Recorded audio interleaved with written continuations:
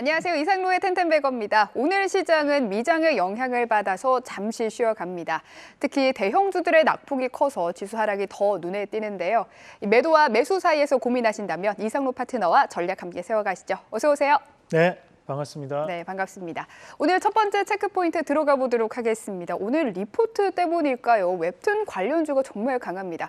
특히 MBT는 토스 상장, 그리고 네이버 치즈직과도 관련이 있어서 더블 모멘텀을 가지고 있는 종목인데, 그래서 오늘 20%대 강세를 또 보이고 있네요. 저의 원픽이기도 했죠. 네, 사실 이제 MBT 같은 경우에도 7월 19일 날이 최고점입니다. 그 고점을 치고 난 다음에 주가가 꾸준하게 하락을 했고, 저희가 이제 12일 날 7월 3일 날 말씀드리고 난 다음에 그때도 크게 수익이 났었는데, 대신에 다시 한 번 더 가격대 빠지고 난 다음에 현재 다시 한 번 더 그 가격대를 돌파를 시도하는 모습들이고, 이 MBT 같은 경우에 앞서서 우리 권미정 앵커가 말씀을 주셨던 것처럼 두 가지 더블 모멘텀이라고 하는 것이, 하나는 그 네이버 웹툰에 대한 우리가 쿠키 굽는다고 하죠. 그 쿠키를 만든 시스템을 구축했던 기업이 바로 이 MBT, 그리고 이제 토스의 또 적립 포인트를 구성하고 있는 기업이 바로 이 MBT입니다. 그래서 우리가 토스 관련주로 좀 편입이 되는 그런 양상들을 보시면 되겠고요.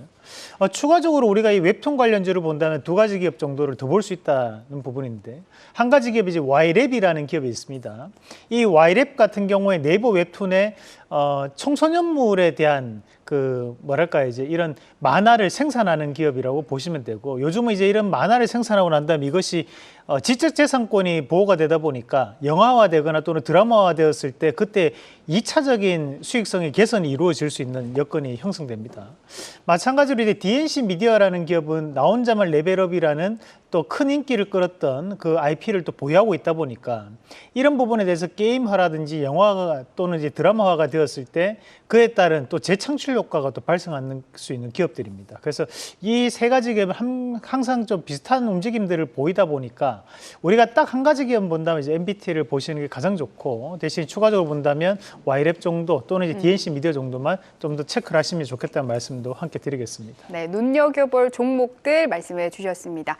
오늘 전력설비 관련주가 꽤 강한 모습이 나오는데요. 숨겨진 이유가 있다고요? 오늘 이제 전력설비 관련된 기업들이 강세를 보이고 있습니다.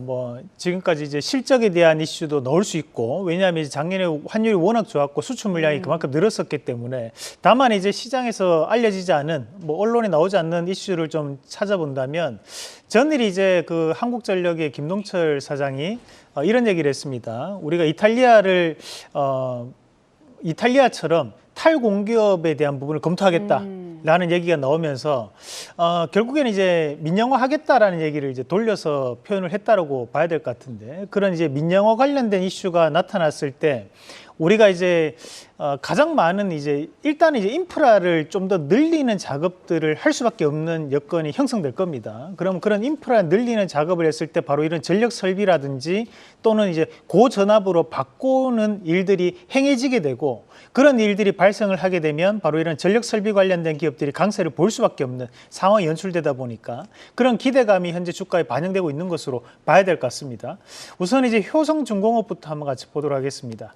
자, 효성중공업이 오늘 21선을 다시 한번 더 재탈환하는 그런 양상들을 보이고 있는 모습들입니다. 최근 들어 주가는 많이 빠져서 내려왔고, 앞서 말씀드렸다시피 이제 실적이라는 이슈가 있기 때문에 주가에 대한 하방 경직성은 상당히 나타날 수 있다는 부분으로 해석을 할 필요가 있을 것 같습니다. 그래서 저는 다시 한 번 더 전고점까지에 대한 출하가 이루어질 가능성이 높다고 보고, 마찬가지로 이제 조금 작은 기업들로 본다면 일진전기와 재룡전기 정도를 추가적으로 볼 수 있는데, 일진전기 한번 같이 보도록 하겠습니다. 자, 일진전기 같은 경우에도 작년에 상당 부분 상승했던 기업 중에 한 군데인데, 최근에 주가는 많이 빠졌지만 우리가 고점에서 그렇게 큰 차익 매물들이 나오지는 않았거든요. 그 말인즉슨 아직까지 잔존해 있는 물량들이 꽤 많다라고 보고, 이번에 대한 상승 자체는 바닥을 다지고 난 다음에 상승이니까 우리 시청자분들도 눈여겨볼 필요가 있다는 말씀도 함께 드리겠고, 우리가 이 재룡전기 같은 경우에도 이런 그 전압기에 대한 이제 지중화 사업이 이루어졌을 때, 우리가 항상 보면 여름에 갑자기 물이 범람하거나 또는 이제 홍수가 나고 하면 우리가 이런 전압기를 땅속으로 묻어야 된다는 얘기를 많이 나오거든요. 그거에 대한 이제 수출 기술력을 보유하고 있는 기업이 또 이 재룡전기거든요. 이 재룡전기에 대한 부분에서도 변화 가능성을 좀 충분히 반영할 수 있다는 부분까지 말씀드리겠습니다. 네, 실적 기대에 한국전력이 탈공기업을 검토하고 있다. 이런 이야기까지 나오면서 오늘 전력 설비주 강했습니다. 마지막 체크포인트 들어가 보죠. 오늘 뉴욕 증시 애플 쇼크의 기술주들은 급락했지만 모더나는 13%나 급등을 네. 했습니다. 우리 국내장에도 여전히 JP모건 컨퍼런스 기대가 남아있는 듯한데요. 오늘 제약 바이오 업종 오늘도 강하네요. 사실 이제 모더나, 화이자 이런 기업들이 2020년도, 2021년도에 큰 폭의 상승세를 기록을 했었기 때문에 뭐 지금 이제 우리가 종목이 올라갈 이유가 쉽지 않습니다. 그럼에도 불구하고 이제 3월 달부터 금리 인하가 이루어질 수 있다라는 기대감, 그런 기대감들이 제약바이오에 대한 신규 투자가 늘어날 수 있다라는 기대감으로 연결되면서 국내에서도 이제 제약바이오 관련된 기업들이 움직임이 크게 나타나고 있고, 이번에 또 골드만삭스에서 얘기했던 2024년도에 눈여겨봐야 되는 테마 6가지 안에는 또 비만약에 대한 얘기가 들어가 있거든요. 우리가 이제 GLP-1에 대한 물질에 대한 얘기가 계속적으로 나오는 상황이기 때문에 오늘 시장에 대한 분위기를 보더라도 이제 치매 관련주라든지 또는 이제 비만약 치료제 관련된 기업들이 순환매가 계속적으로 돈다는 것은 국내에서도 이런 영향력을 좀 더 가지고 갈 수 있다. 그리고 이제 JP모건 헬스케어 컨퍼런스가 1월 8일부터 또 열리게 됩니다.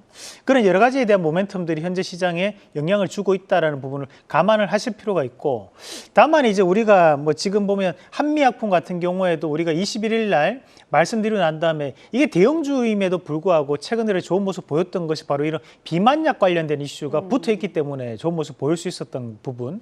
그리고 뭐 오늘 시장에서는 SK케미칼들이 오늘 또 바닥에서 좀 움직이는 모습들입니다. 말 그대로 이제 낙폭과대에 대한 부분도 많이 연출이 된다라고 보는데, 또 한편에서는 지금 오늘 하한가 갔던 종목이 헬릭스미스가 오늘 하한가를 갔거든요. 네. 근데 이 헬릭스미스가 과거에 바이로메드였습니다. 그때부터 보면 임상 관련해서 성공할 것이라는 얘기를 계속적으로 했지만 실패하고 우리의 기대감을 실망감을 바꿨던 기업이 바로 이 헬릭스미스인데, 그만큼 이제 우리가 이런 제약바이오 종목군들을 공략을 하실 때는 제약 종목군들 안에서 실적이 좀 넣을 수 있는 기업들로 우리가 그런 종목군들로 좀 보시는 전략으로 말씀드리겠습니다. 우리가 3월달 금방 옵니다. 근데 3월달 되면 또다시 상장 폐지 얘기가 나올 수밖에 없거든요. 그 부분을 반드시 기억을 하시면서 미리 우리가 제약바이오 종목군들 공략하실 때는 실적도 연결해서 보시는 전략으로 말씀을 드리겠습니다. 네, 좋습니다. 제약 바이오 중에서는 실적을 꼭 체크하고 목석을 가려서 들어가 봐야겠습니다. 오늘 그래서 들고 오시는 관련주는 치매 관련주네요. 네. 그 전에 일단은 이제 우리가 KC텍을 잠깐 한번 봐야 되는 것이 오늘 이제 다시 한번 50일 신고가를 가고 있는 기업인데, 우리가 오늘 반도체 기업들이 대부분 다 조정이 좀 나오고 있습니다. 그럼에도 불구하고 KC텍이라는 기업의 키워드가 삼성전자라는 키워드를 가지고 있거든요. 지금은 우리가 이런 반도체 안에서도 순환매가 돌고 그에 따른 키워드별로 움직임들이 계속적으로 나오고 있다는 걸 좀 기억을 하실 필요가 있습니다. 반도체가 죽지 않습니다, 여러분.